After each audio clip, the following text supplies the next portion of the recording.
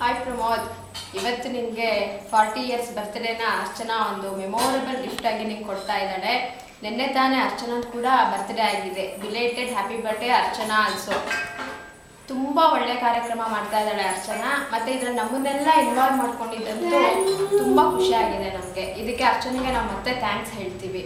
ನನಗಂತೂ ಈಗಲೂ ನಾವೆಲ್ಲ ಹೊಸಕೋಟೆಯಲ್ಲಿ ಆಟ ಆಡಿದ್ದು ಅದೇ ಇನ್ನೂ ನೆನಪಾಗತ್ತೆ. ಆದರೆ ಎಷ್ಟು ಬೇಗ ನೋಡು, ಕಣ್ಣು ಮುಚ್ಚಿ ಕಣ್ಣು ತೆಗೆಯೋ ಅಷ್ಟರಲ್ಲಿ 40 ವರ್ಷ ಆಗೋಗಿದೆ. ಈ ಬರ್ತ್ಡೇ ಮಾಡೋ ಮೂಲಕ ಅರ್ಚನಾ ನಮಗೆಲ್ಲ 40 ಇಯರ್ಸ್ ಆಯಿತು. ಈಗ ನಾವು ಜೀವನದ ಮಧ್ಯಭಾಗಕ್ಕೆ ನಾವು ಬಂದಿದ್ದೀವಿ ಅಂತ ನೆನಪು ಮಾಡ್ತಾ ಇದ್ದಾಳೆ ನಮಗೆಲ್ಲ ಅರ್ಚನಾ. ಹೀಗೆ ಈಗ ನಿನ್ನ ಬಗ್ಗೆ ಒಂದೆರಡು ಮಾತು ಹೇಳಬೇಕು ಅಂದರೆ, ಪ್ರಮೋದ್ ಅಂದರೆ ಪೇಷನ್ಸ್ಗೆ ಇನ್ನೊಂದು ಹೆಸರು ಅಂತ ಹೇಳ್ಬೋದು ಅನ್ಸುತ್ತೆ. ಮತ್ತು ನಿನಗೆ ಜಂಬಾ ಅನ್ನೋ ವರ್ಡ್ ಮೀನಿಂಗೇ ಗೊತ್ತಿಲ್ಲ ಅಂತ ಹೇಳ್ಬೋದು. ನಿಂದು ಇನ್ನೊಂದು ದೊಡ್ಡ ಕ್ವಾಲಿಟಿ ಅಂತಂದರೆ ಯಾರ ಜೊತೆ ಬೇಕಾದ್ರೂ ನೀನು ಹೊಂದ್ಕೊಂಡು ಬಿಡ್ತೀಯ. ಒಂದು ಸಣ್ಣ ಮಗು ಜೊತೆ ಇದ್ದರೆ ಅದ್ರ ಜೊತೆಗೆ ಆರಾಮಾಗಿ ಹೊಂದ್ಕೊಂಡಿರ್ತೀಯ. ಅದೇ ದೊಡ್ಡವ್ರ ಜೊತೆಗೆ ಅವ್ರವ್ರ ಅಭಿರುಚಿಗೆ ತಕ್ಕಂಗೆ ನೀನು ಅವ್ರನ್ನ ಮಾತಾಡಿಸ್ಕೊಂಡು ತುಂಬ ಎಲ್ಲರಿಗೂ ಬೇಕಾದ ಪ್ರೀತಿ ಪಾತ್ರ ವ್ಯಕ್ತಿ ಆಗಿದ್ಯಾ ನೀನು ಅಂತ ಹೇಳೋಕ್ಕೆ ನಂಗೆ ತುಂಬ ಖುಷಿ ಆಗುತ್ತೆ.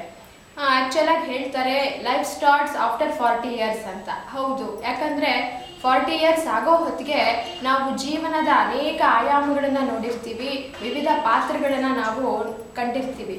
ಹಾಗೆ ನೀನು ಆಂಟಿ ಅಂಕಲ್ಗೆ ಒಳ್ಳೆ ಮಗನಾಗಿ, ಅರ್ಚನೆಗೆ ಒಳ್ಳೆ ಗಂಡ ಆಗಿ, ವಿನೀತು ವರುಣ್ಗೆ ಒಳ್ಳೆ ಅಪ್ಪನಾಗಿ, ಅತ್ತೆ ಮಾಮನಿಗೆ ಒಳ್ಳೆ ಅಳಿಯ ಹಾಗೂ ಒಳ್ಳೆ ಮಗನ ಕೂಡ ಇದೆಯಾ, ನಮಗೆಲ್ಲ ಒಳ್ಳೆ ಬ್ರದರ್ ಆಗಿದೆಯಾ ಅಂತ ಹೇಳೋಕ್ಕೆ ನಂಗೆ ತುಂಬ ಖುಷಿ ಆಗುತ್ತೆ.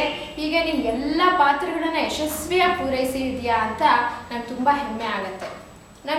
ನಾನೊಂದು ವೇಳೆ ನನ್ನ ಪ್ರೀತಿ ಪಾತ್ರ ವ್ಯಕ್ತಿಗಳನ್ನೆಲ್ಲ ಹೆಸರುಗಳನ್ನ ನಾನು ಲಿಸ್ಟ್ ಮಾಡ್ತೀನಿ ಅಂತ ಅನ್ಕೋ, ನಾನು ಅವ್ರ ಹೆಸರನ್ನೆಲ್ಲ ನಾನು ಪೆನ್ಸಿಲಲ್ಲಿ ಬರ್ಕೋತೀನಿ. ಯಾಕಂದರೆ ಅವ್ರ ಹೆಸರು ನಾನು ಮತ್ತೆ ಯಾವಾಗ ಗಳಿಸ್ಬೇಕಾಗತ್ತೋ ಅವ್ರ ಮನಸ್ಸಲ್ಲಿ ನಾನು ಇಲ್ಲದೆ ಇದ್ದಾಗ ನಾನು ನನ್ನ ನನ್ನ ಲಿಸ್ಟಲ್ಲಿ ಅವ್ರ ಹೆಸರನ್ನ ಅಳಿಸ್ಬೋದು ಅಂತ. ಆದರೆ ನಿನ್ನ ಹೆಸರು ಬಂದಾಗ ನಾನು ಡೈರೆಕ್ಟಾಗಿ ಪೆನ್ನಲ್ಲೇ ಬರಿತೀನಿ. ನಂಗೆ ಗೊತ್ತು ಪ್ರಮೋದ್ ಯಾವತ್ತೂ ಬದಲಾಗಲ್ಲ, ಪ್ರಮೋದ್ ಪ್ರೀತಿನಲ್ಲಿ ಯಾವತ್ತೂ ವ್ಯತ್ಯಾಸ ಆಗಲ್ಲ ಅಂತ ನಂಗೆ ತುಂಬ ಚೆನ್ನಾಗಿ ಗೊತ್ತು. ಇನ್ನು ಹಿರಿಯರು ಹೇಳ್ತಾರೆ, ಭೂಮಿಲಿ ಹಾಕಿದ ಬೀಜ ಫಲ ಕೊಡದೇ ಇರ್ಬೋದು, ಆದರೆ ಮನಸ್ಸಲ್ಲಿ ನೆಟ್ಟು ಮನಸ್ಸಲ್ಲಿ ನೆಟ್ಟು ಬೀಜ ಫಲ ಕೊಟ್ಟೇ ಕೊಡುತ್ತೆ ಅಂತ. ಹಾಗೆ ನಮ್ಮ ಹಿರಿಯರೆಲ್ಲ ನಮಗೆ ಒಳ್ಳೆ ಸಂಸ್ಕಾರ ಕೊಟ್ಟು ಬೆಳೆಸಿದ್ದಾರೆ. ಅವರುಗಳೆಲ್ಲ ಅನೇಕ ಸಾಧನೆ ಮಾರ್ಗದಲ್ಲಿದ್ದಾರೆ. ನಾವು ಹಾಗೆಯೇ ಭಕ್ತಿ ಸಾಧನೆ ಮಾರ್ಗದಲ್ಲಿ ಹೋಗೋಣ ಅಂತ ಹೇಳಕ್ಕೆ ಇಷ್ಟಪಡ್ತೀವಿ.